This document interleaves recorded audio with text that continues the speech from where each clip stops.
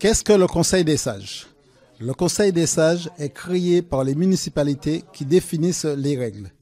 Il se compose de citoyens bénévoles, motivés, expérimentés et disponibles qui se reconnaissent dans la charte de Blois. C'est une instance d'étude et de proposition sans pouvoir de décision qui s'intéresse au sujet d'intérêt général et à la vie de la commune. Le Conseil des sages renforce le dialogue entre les habitants et leur municipalité et participe activement à la démocratie locale. À Étretat, le Conseil des sages existe depuis 2008. Il est adhérent à la Fédération des villes et Conseil des sages depuis 2010. Vous êtes le vice-président du Conseil des sages. Juste une question, quels sont les rôles du Conseil des sages? Le Conseil des sages, nous avons été tous nommés par le maire. Et en fait, nous travaillons plus sur notre secteur à vieux habitants, sur la commune de vieux habitants, surtout pour les personnes âgées, délaissées, et sur le bien-vivre de la commune de vieux habitants. Enfin, tout ce qui doit être fait, que nous constatons qui devrait être fait dans la commune, nous apportons notre pierre à l'édifice. Et en réunion plénière, nous expliquons ce que nous voulons et la municipalité fait de son mieux pour honorer nos doléances. Est-ce une force de réflexion et de proposition? C'est une très grande force de réflexion et nous faisons justement beaucoup plus de propositions parce qu'en fait, le Conseil des sages voit beaucoup plus ce qui se passe dans la commune que les conseillers qui ont beaucoup plus à faire. Or, nous sommes tous âgés en principe de 60 ans et plus. Donc, nous sommes des sages, nous avons plus de temps, nous sommes tous à la retraite. Et c'est pourquoi on nous a demandé de faire ce travail et nous assumons. Qu'avez-vous proposé au conseil municipal et sur quel projet avez-vous donné vos avis en sachant que politiquement vous êtes neutre? Ah oui, politiquement, le Conseil des sages est neutre. Par contre, nous avons beaucoup travaillé sur le nettoyage de la commune, les encombrants, la plage de l'étang, la section de Tarare, de Dardanelles pour le nettoyage, parce qu'à un certain moment, je ne sais pas si vous avez remarqué qu'il n'y avait pas de nettoyage du tout. Et nous, on tapait du poing sur la table et en fait, nous, c'était notre boulot. Notre boulot, c'était de voir ce qui se passait et de remonter à la municipalité. Et eux... Il honorait ce qu'on disait quand même. C'est vrai qu'il y a 2 semaines, on était en réunion plénière et nous avons demandé de nettoyer la section de Tara. Force est de constater, 1 semaine après, ça a été fait. Le Conseil des sages, ce n'est pas un conseil de quartier, ce n'est pas non plus des représentants des seniors. Ils représentent quoi en fait? Le Conseil des sages, vous dites que ce n'est pas un conseil des seniors. Alors, effectivement, la fonction décisionnaire de l'instance n'existe pas. C'est une instance qui a plus vocation à faire de l'information à destination du conseil municipal. Nous avons choisi le Conseil des sages pourquoi? Certaines communes ont un conseil des enfants, un conseil des jeunes, enfin on essaye de réunir de façon assez homogène des personnes qui rencontrent les mêmes problématiques ou qui peuvent être confrontées à des problématiques particulières sur le territoire. Et nous avons choisi le Conseil des sages justement pour que les seniors de la commune puissent avoir une instance où ils participent à la vie de la cité, de notre commune, de notre territoire, de façon encadrée et pour que justement leur point de vue, leurs idées qui ont vocation à refléter leurs problématiques puissent être entendues de façon collégiale par le conseil municipal. Vous êtes vice-présidente du CCAS. En quoi consiste la liaison qui se fait entre CCAS et Conseil des sages? Alors, le Conseil des sages a été rattaché au CCAS. D'une part, par rapport au public du Conseil des sages, par rapport aux personnes qui l'entourent. Donc, ce sont des personnes considérées comme âgées. En tout cas, ce sont des seniors qui l'animent.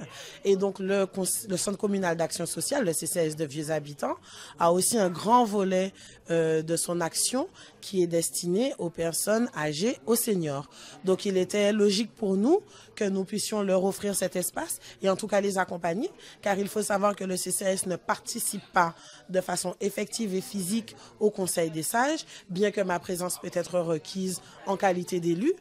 Mais ils ont besoin d'un soutien surtout logistique pour l'organisation de leurs rencontres, pour la réalisation de leur PV de conseil, par exemple. Et c'est à cela que le CCAS les accompagne et que nous avons souhaité se rallier à eux. Le recrutement des sages s'est fait par quartier, par secteur, ou il y a un autre modèle de recrutement? Non, le Conseil des sages a été composé sur la base du volontariat.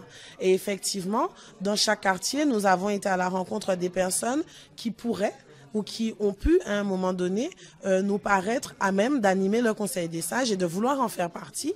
Et effectivement, en sensibilisant 1, 2, 3 personnes, en nous appuyant aussi surtout sur l'association Trait d'Union, qui est le club des aînés de vieux habitants, nous avons pu trouver les personnes qui étaient volontaires et d'accord à participer à cette aventure et à composer cette instance pour pouvoir effectivement apporter leur pierre à l'édifice, à la construction de la politique abyssoise.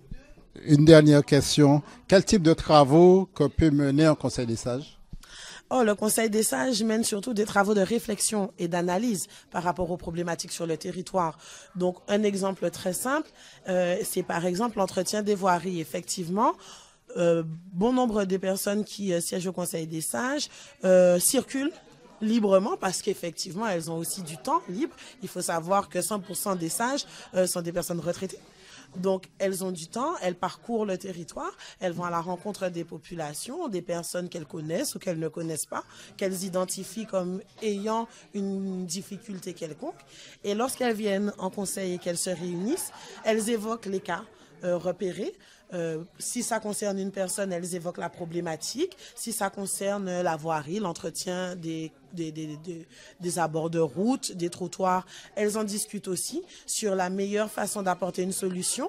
Ces solutions et ces questionnements, elles les font remonter au premier adjoint, M. Pierrot Taurus, qui a été chargé de participer régulièrement et d'entendre la voix des sages pour ensuite être rediffusé ou en tout cas redescendu en conseil municipal et solutionné par les décisions que nous pouvons prendre.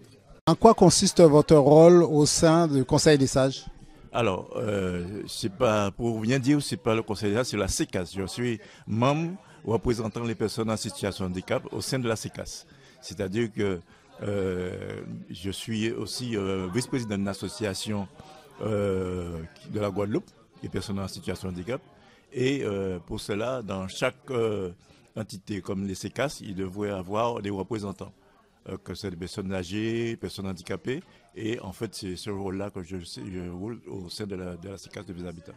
Et que retenez-vous de ces conseils? Alors, il est sûr que pendant quelques années, même les 6 ans, nous avons fait un travail social très important concernant les personnes en difficulté, moins pour les personnes handicapées, puisque ce sont des personnes qu'on ne voit pas souvent, qui s'isolent véritablement, certainement qui ont des besoins, mais qui ont peur justement de s'investir dans des actions ou encore de dire ce qui se passe dans leur vie commune. Avez-vous des répercussions ou des échos positifs de la part de la municipalité de vieux habitants? Alors évidemment, je disais il y a quelques instants, toutefois il reste encore beaucoup de choses à faire, de passer un coup de balai certainement dans la commune, puisque évidemment on constate bien, et elle a bien dit la présidente, de la situation des citoyens abyssois. Et abyssoises en fait quelque part par rapport à leur vie, par rapport à leurs problématiques et en fait aussi la jeunesse. Ce qui est très important, c'est qu'il y a à voir.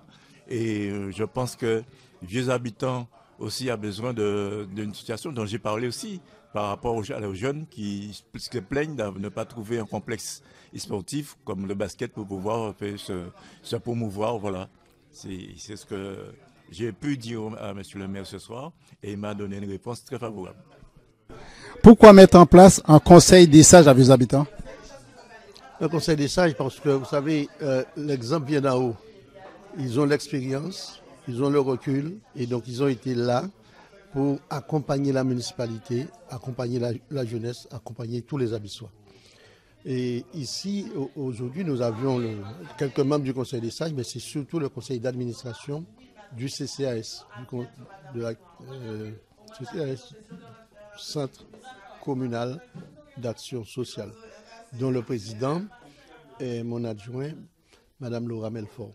Alors, je suis venu, suite à son invitation, pour les féliciter. Féliciter le conseil d'administration, féliciter les administratifs qui travaillent dans ce service, parce que pendant 6 ans, on a fait beaucoup de choses. Et je pense que Mme Melfort vous l'a dit, hein, elle s'est adressée à la population avant moi, elle l'a dit, elle maîtrise son dossier. Voilà quelqu'une qui sait de quoi elle parle. Et j'avoue que j'avais fait le bon choix en 2014 en lui confiant cette mission de CCAS, Action sociale, aux côtés des plus démunis, aux côtés des plus défavorisés qui en ont bien besoin. Quels sont les dossiers du Conseil des sages qui vous a le plus influencé? Les conseils des sages étaient en quelque sorte des conseillers, mais aussi des censeurs. Vous voyez, celui qui venait, qui te disait, voilà, vous avez fait c'est bien, vous avez fait c'est bien, mais vous n'avez pas fait telle chose, vous n'avez pas fait telle chose, il serait bon de faire telle chose. Ce sont en quelque sorte des éclaireurs. Mais ils ont été très actifs et je ne sais pas si vous avez entendu l'intervention du vice-président, M. Macabre, qui disait qu'ils ont sollicité le premier adjoint. Quelquefois, ils l'ont bousculé. Ils ont bousculé le premier adjoint. Mais Taurus, le premier adjoint, a dit qu'il y avait aussi du répondant. Et à chaque fois qu'il y avait une demande, il se faisait un devoir de mettre en œuvre la demande quand il jugeait que c'était bien pour la population. À vous entendre, on voit que vous êtes vraiment satisfait du Conseil des sages installé à Vieux-Habitants. Que retirez-vous de ces personnes? Est-ce que ce sont comme vous dites, des porteurs de messages aussi pour la jeunesse, je suppose? L'expérience qu'apportent ces sages, peut-on l'utiliser en vue de ce que nous prévoit l'avenir? Tout à fait. Il faut nos aînés ont besoin de la jeunesse, de leur activité, de leur intelligence. Mais la jeunesse a besoin aussi de la sagesse de nos aînés, du recul de nos aînés. C'est ce qu'on appelle l'intergénérationnalité. Il faut absolument que les plus jeunes et les plus âgés se rencontrent régulièrement, et ils le faisaient, se rencontrent régulièrement pour passer des messages, pour se raconter des histoires. Parce que moi, je me rappelle dans le temps où chaque dimanche, j'allais voir mes grands-parents. Eh bien, aujourd'hui, c'est par WhatsApp, c'est par Facebook, etc., qu'on communique. Il manque cette chaleur humaine, ces rencontres permanentes entre nos aînés et la jeunesse. Il en manque. Donc, merci pour vos sollicitations assez régulières en ma direction. Je voudrais donc dire merci, mais aussi, si je n'ai pas eu le temps de le faire, dire bonne année, il n'est jamais trop tard. Il n'est jamais trop tard pour bien faire, c'est ce que disaient mes parents. Bien, bonne année à tous les Français, tous les Guadeloupéens et tout singulièrement tous les Abissois. Vieux-Habitants, reportage Max Daulis, Anche-Thirault.